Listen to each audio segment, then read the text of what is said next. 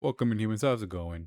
Today's gonna be a slightly different one. I guess you could say, getting things aired out. As you can see, we have a small post talking about taking down the streaming section for a little bit, but not everything. It'll only be about a day less, sometimes 2 days. I will make sure to do my due diligence and post accordingly when I will be on, if you guys care to know. But in return, my goal is to get the 3 to 4 episodes a week to get more consistent, get more time in working out. And an extra part is actually to spend more time in Discord. Hang out with humans if you want to hang out, the peeps that I do have over there, and more importantly, my family, my brothers, my mom, my dad, which has been something that's been on my mind these last couple of days. And ironically, I just got to sit down and watch Interstellar for the first time. I saw Interstellar with my buddies. And truth be told, that's a movie that'll hit you in the gut. And one thing, because I know I've mentioned this before if you've been here a while and you've seen my little conversations, I don't have a family yet, but I did take care of my siblings growing up and some friends and their little ones. So I've kind of been not really a pseudo father figure, but I guess I have indirectly kind of got this stepdad in some situations, which is funny. Like, I've been called that before too. But seeing Interstellar, realizing that the feelings that I've recently been having about enjoying more time, which is less streaming, more videos about what I enjoy or maybe what I don't like sometimes, and spending more time with people that I care with, my friends, people that I love, and just makes you reminisce, makes you question, like, what if I was a father? What if I did have what if I did have my own family? Would I really be doing streaming, being a VTuber, doing videos? Would I rather spend more time with them? Because watching Interstellar, it kind of messes with you when seeing how time works, gravity works.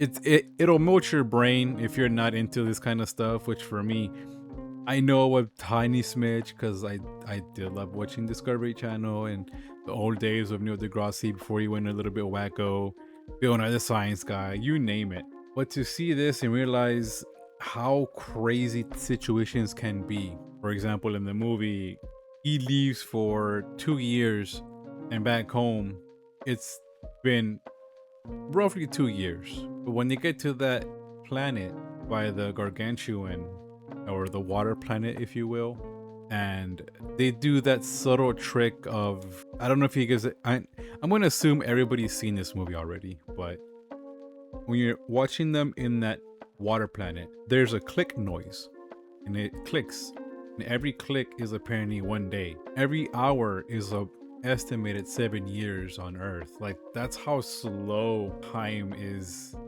in that location.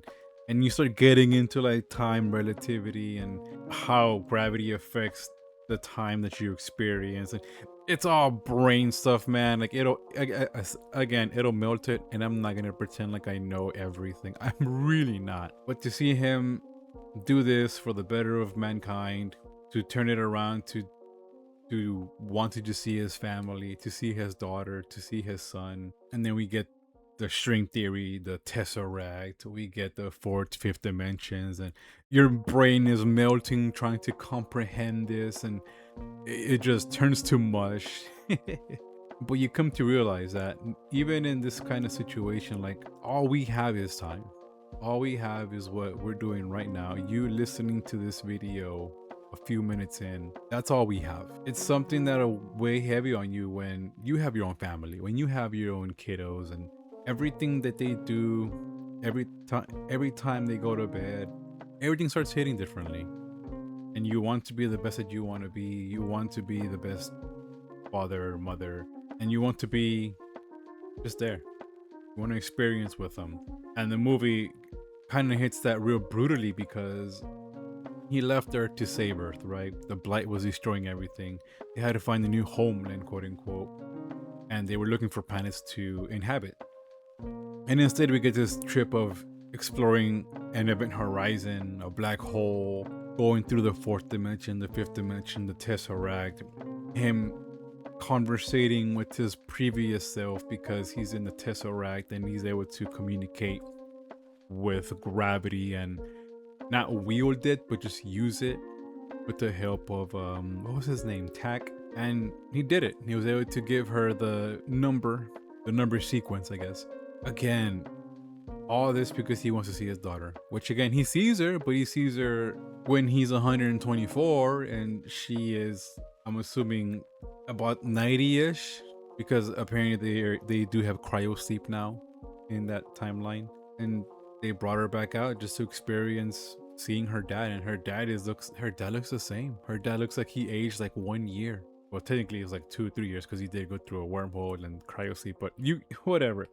The point is, this movie was something that kind of made me acknowledge that what I've been feeling and spending more times with the people that do want to talk to me, with the humans that do want to hang out, that people that are close, they're the ones who are important. And not to say you humans watching, listening right now aren't welcomed.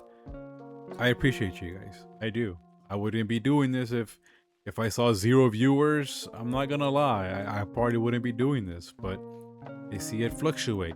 It goes from like 5 to maybe 20, and if it's lucky, I get it past 100. And it's always cool to see just somebody look at it, and you get that one comment saying, oh, this was cool, this was nice, or they want to share their experience. And that's always just the best part of it all. That's why I'm aiming to just spend more time with the people that I like, the people that I've come to hang out and just enjoy. And to you guys, I at least want to make sure that I can do a little back and give you guys some videos to watch out as well. Interstellar just hit me, man. It really did. I wasn't expecting to get this feeling of understanding his fatherhood. And I know some people might see that as, he should have upheld the mission. Why did he go back for his kid? Like, this is for mankind. But I can tell you right now, man, there was a speech by Konstantin from Trigonometry, if I'm correct. And he had a speech in one of the previous meetings. I think it was one of those big meetings where they have big talk heads and they do like the pseudo debates. And he had a speech where it went on about how once you become a father, you do everything for those children. You want them to be the best, you want them to be the healthiest, you want to protect them at all costs. I find it super interesting that the time that I had these thoughts, I watched a movie that just kind of solidified that. Maybe less time being online and seeing the toxicity of, well, being online, and enjoying more time with the family, with people that I like, people that enjoy my content and whatnot. So let me know how you guys are doing over there.